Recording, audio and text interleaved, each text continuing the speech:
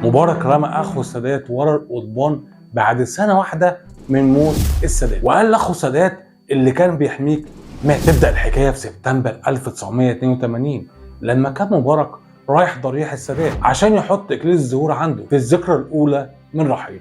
واول ما وصل مبارك لقى عائله السادات كلها واقفه على بعد خطوه، واول ما خلصوا مراسم الذكرى راح ندى مبارك على اخو السادات عصمت السادات، واول ما جاله ساله مبارك وقال له اخبارك يا عصمت واخبار البيزنس بتاعك ايه؟ رد عليه عصمت وقال له تمام يا فندم الدنيا كويسه. مبارك ضحك بسخريه وقال له طبعا بتكسب كويس يا عصمت من البيزنس الايام دي. عصمت وقتها اتوتر وقال له اه يا فندم الحمد لله. رد عليه مبارك وقال له طبعا هتكسب كويس، ده كرشك كبر يا عصمت من كتر اللي بتعمله. عصمت السادات وقتها وشه جاب الوان وقال له قصدك يا فندم؟ رد مبارك بحسم وقال له حاجه خلت عصمت السادات يترعب وما يصدقش.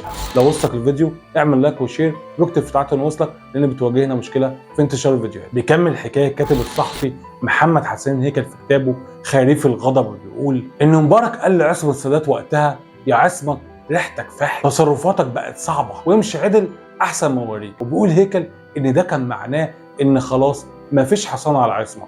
وفي 7 اكتوبر المدعي الاشتراكي استدعى عصمت السادات، رغم ان مبارك قبل ما يقابله وقبل ما يقول له كده كان المدعي عايز يستدعي عصمت، لان تحقيقاته وقتها مع رشاد عثمان وتوفيق عبد الحي ودول كانوا رجال اعمال معروفين جدا في عهد السادات وشركاء لعصمت، كانوا عايزين يجيبوا رجله في القضيه واعترفوا عليه. لكن مبارك لما سمع الكلام ده من المدعي الاشتراكي اتدخل وقال له بص ما ينفعش يحصل كده الا بعد 6 اكتوبر ويكون عدى سنه على موت السادات عشان ما يبقاش منظر وحش وانا بقابل عيلته. وفعلا خضع عصمت للتحقيقات وكانت مصر كلها بتتابع القضيه وبتسمع اخبار عن حجم الثروه اللي عملها عصمت، لان التحقيقات اثبتت ان عصمت كان عنده هو واولاده 124 مليون جنيه، وده كان مبلغ كبير جدا في الوقت ده. لكن خليني اقول لك مين عصمت السادات وايه تاريخه. بيجاوب على السؤال ده هيكل في كتاب خريف الغضب وبيقول ان عصمت كان شبه ابو السادات في كل حاجه، وابو السادات كان اسمه محمد السادات، وكان عصمت اخو انور السادات واصغر منه، وكان تعليمه بسيط، كان معاه الابتدائيه وكان شغال في ورشه وبعدين اشتغل سواق نقل. لكن حياته كلها اتغيرت بعد سنه 1952 لما تعين انور السادات رئيس تحرير صحافه الجمهوريه، راح جابه مشرف على التوزيع. لكن بعد ما ساب انور السادات مسؤوليه رئاسه تحرير الجورنال ده طرد عصمت بتهمه الاختلاس، وبعد كده كتب عصمت على نفسه شيكات من غير رصيد، اتمسك وقتها لكن النيابه افرجت عنه عشان ما يحصلش مشاكل لاخوه. لكن بعد ما تولى اخوه المسؤوليه اتغيرت حياه عصمت 180 درجه، وبقى عصمت من اهم رجال الاعمال خاصه بعد عهد الانفتاح. وبيقول هيكل ان عصمت ده شبه ابوه في كل حاجه، يعني اتجوز 4 وخلف 15 عيل زي ابو السادات بالظبط، اتجوز 4 وخلف 15 عيل.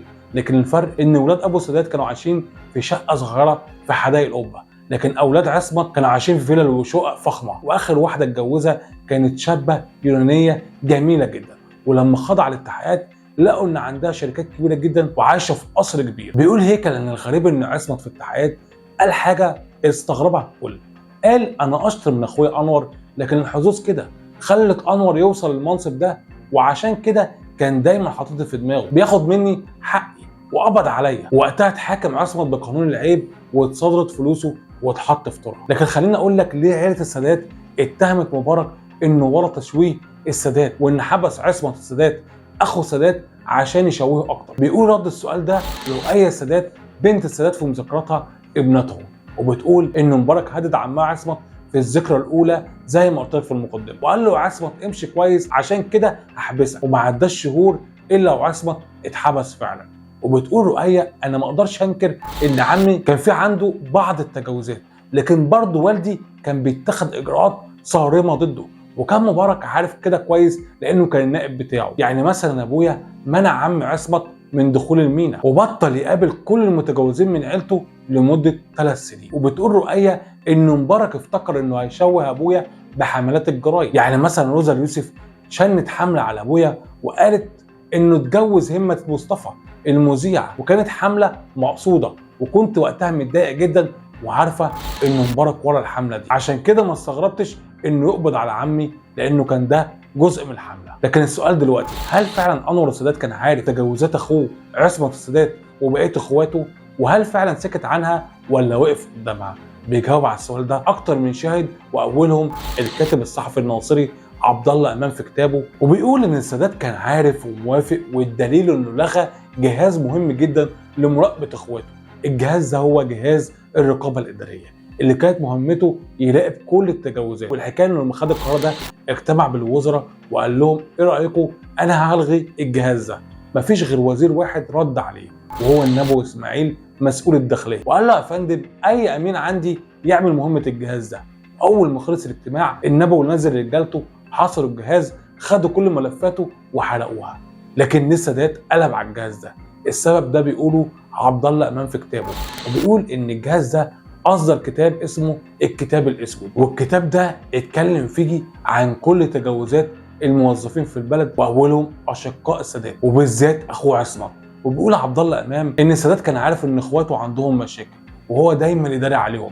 يعني مثلا اول عهده طلع وقال انا رميت اخويا طلعت ورا القضبان عشان اتخانق مع الجيران، لكن ده مش صح، لان اللواء عبد الحميد الصغير مسؤول مناره الممنوعات في الداخليه قال انه بلغ ممدوح سالم مسؤول الداخليه وقتها ان في مجموعتين بتتاجر في الممنوع، مجموعه منهم بيترأسها طلعت. فممدوح قال له خلاص مسكناه. يعني من الاخر السادات رمى اخوه عشان يشيل عنه تهمه اكبر من كده، وعقوبه كان ممكن توصل ل 25 سنه. وبيقول عبد الله امام ان السادات كان بيكلف اجهزه تتابع اخوه عصمت كويس جدا، وكان بيمنعوه يخش المينا لانه كان فارض اتاوه على كل الشغالين في المينا هو وعياله. غير ان انور السادات بلغ المخابرات انها تسجل مكالمات لاخوه عشان يثبت تجاوزاته لانه ما كانش مصدقه، فسجلوه تسجيل ان بيطلب 40,000 دولار بدون مستند كدليل لفساد اخوه. لكن خليني اقول لك في روايه ثانيه بترد على روايه عبد الله امام، والروايه دي للكاتب المقرب من السادات موسى صبري في كتابه السادات